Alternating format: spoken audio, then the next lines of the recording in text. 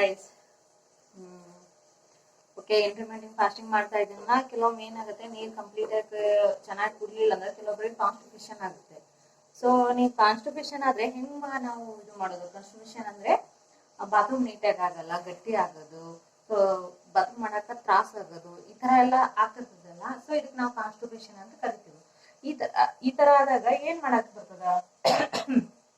Okay, ಏನ್ ಮಾಡ್ಬೋದು?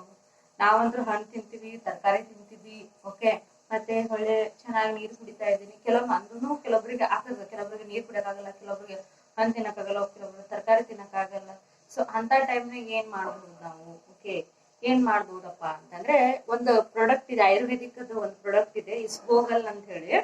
ಇದು ಒಂದು ಹಸ್ಕ್ ಅಂದ್ರೆ ಒಂದು ಅದ್ರದ್ದು ಪುಡಿ, ಇದ್ರದ್ದು ಎಲೆಗಳು ಕೂಡ ಕಮಲದ ಹೂವಿನದು ಆ ತುಕ್ಕು ಇರ್ತದ, ಆ ತುಕ್ಕಿನಿಂದ ಮಾಡಿರ್ತಾರೆ ಇದನ್ನ.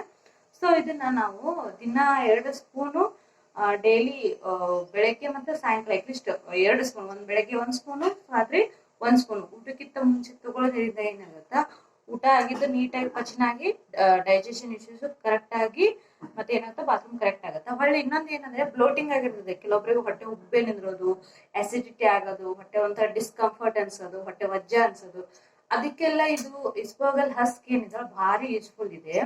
ಯಾರಿಗಾದ್ರೂ ಇಷ್ಟ ಇದ್ರೆ ಟ್ರೈ ಮಾಡಿ. ಆಯುರ್ವೇದಿಕ್ ಶಾಪ್ ಅಲ್ಲಿ ಸಿಗುತ್ತೆ. ಓಕೆ, ಆಯುರ್ವೇದಿಕ್ ಶಾಪ್ ಅಲ್ಲಿ ಸಿಗುತ್ತೆ. ನಾನು ಯೂಶುವಲಿ ಇದನ್ನ ಟ್ರೈ ಮಾಡ್ತಾ ಇರ್ತೀನಿ ಅವಾಗ, ಅಂದ್ರೆ ಡೈಲಿ ಮಾಡ್ತಾ ಇದ್ದೆ. ಇವಾಗ ಇತ್ತೀಚೆಗೆ ಸ್ವಲ್ಪ ಮರಿತೀನಿ, ಬಟ್ ನನಗೆ ಯೂಶುವಲಿ ಇದನ್ನ ಮಾಡೋದ್ರಿಂದ ಚೆನ್ನಾಗಿ ಬೆನಿಫಿಟ್ಸ್ ಜಾಸ್ತಿ ಇದೆ. ಓಕೆ, ಇದು ಆಕ್ಚುಲಿ ಫೈಬರ್ ರಿಚ್ ಇರೋದ್ರಿಂದ ಈಸಿ ಡೈಜೆಷನ್ ಆಗುತ್ತೆ. ಸೊ ನೀವು ಟ್ರೈ ಮಾಡಿ. ಓಕೆ, ಹೆಂಗ್ ಮಾಡೋದಪ್ಪ ಇದನ್ನೀಗ? ಓಕೆ, ನೀವಂದ್ರೆ ಹೇಳಿದ್ರಿ ಹೆಂಗ್ ಮಾಡೋದು, ಅದ್ರ ಫೋಟೋ, ಇಸ್ಬೋಗಲ್ದ ಪ್ಯಾಕಿಂಗ್ ಫೋಟೋನ ನಾನು ವಿಡಿಯೋದಾಗ ಹಾಕಿನಿ, ಎಂಡ್ ತನ ನೋಡಿ ಗೊತ್ತಾಗುತ್ತೆ. ಓಕೆ, ನಾವ್ ಏನ್ ಮಾಡ್ತೀನಿ ಬನ್ನಿ ತೋರಿಸ್ತೀನಿ. ಓಕೆ, ಒಂದ್ ಗ್ಲಾಸ್ ತಗೊಳ್ಳೋಣ. ಓಕೆ, ಈ ಗ್ಲಾಸ್ ತುಂಬಾ ಒಂದ್ ಉಗುರು ಬೆಚ್ಚಗೆ ನೀರ್ ಇರ್ಬೇಕು. ಓಕೆನಾ?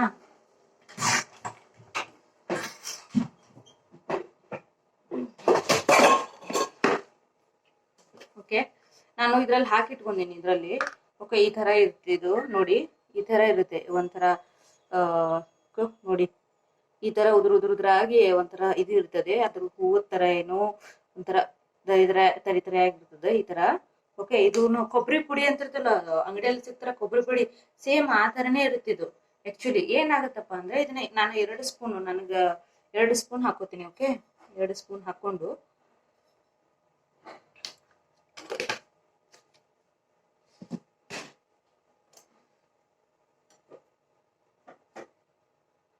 ಓಕೆ, ಉಗುರು ಬೆಚ್ಚ ನೀರಿರೋದು ಅದರಲ್ಲೇ ಹಾಕೋತೀನಿ. ಉಗುರು ಬೆಚ್ಚ ಅಥವಾ ಓಕೆ ಸ್ವಲ್ಪ ನೀರು ಬಿಸಿ ಇರೋದಾದ್ರೂ ಹಾಕೋಬಹುದು.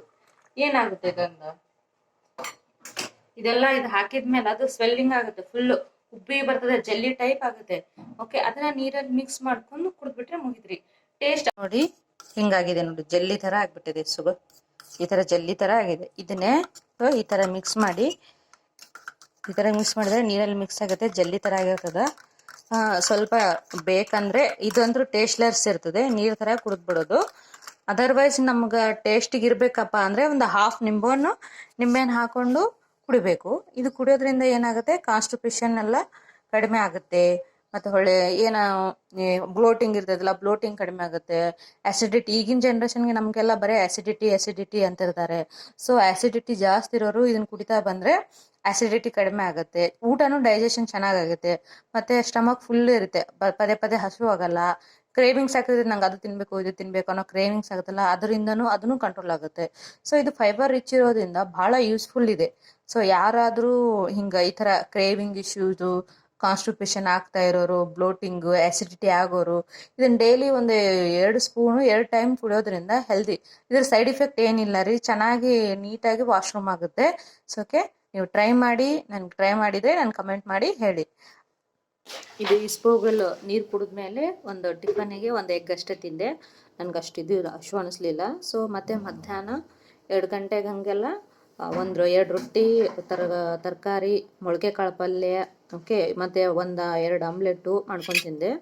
ಈವ್ನಿಂಗ್ ಫುಲ್ ಹೊಟ್ಟೆ ತುಂಬಿತ್ತು. ಸೊ ಓನ್ಲಿ ಮಧ್ಯಾಹ್ನ ಕಲ್ಲಂಗಡಿ ತಿಂದಿದ್ದೀನಿ, ಒಂದು ಬೌಲ್ ಫುಲ್ ತಿಂದಿದ್ದೀನಿ. ಓಕೆ, ತಿಂತಿರ್ತೀನಲ್ವಾ.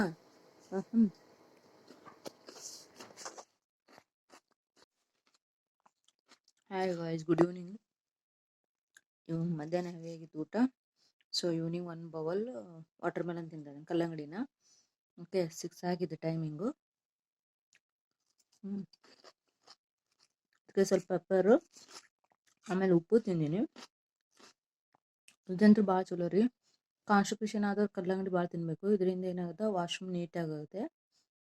ನೀಟಾಗಿ ವಾಶ್ರೂಮ್ ಆಗಲ್ಲ ಅನ್ನೋರು ಡೈಲಿ ಒಂದು ಇದೇ ಥರ ಒಂದು ಬಟ್ಟಲ್ ಒಂದು ಬೌಲ್ ಹಣ್ಣುಗಳು ತಿನ್ನಬೇಕು, ಚೆನ್ನಾಗಿರ್ತದೆ. ರೈನ್ಬೋ ಹಣ್ಣುಗಳು ತಿಂದರೆ ಇನ್ನೂ ಬೆಸ್ಟ್. ರೈನ್ಬೋ ಅಂದರೆ ಕಲರ್ಫುಲ್ ಎಲ್ಲ ಥರ ಒಂದು ಹಾಫು ಸೌತೆಕಾಯಿ, ಹಾಫು ಆ್ಯಪಲ್ಲು, ಆರೆಂಜು, ದಾಳಿಂಬ್ರೆ, ಈ ಥರ ಎಲ್ಲ ಥರ, ದ್ರಾಕ್ಷಿ ಎಲ್ಲ ಥರ ತಿನ್ನಬೇಕು. ಬಟ್ ನನಗೇನು ಅನುಕೂಲ ಆಗುತ್ತೆ ಅದು ತಿಂತೀನಿ. ಓಕೆ,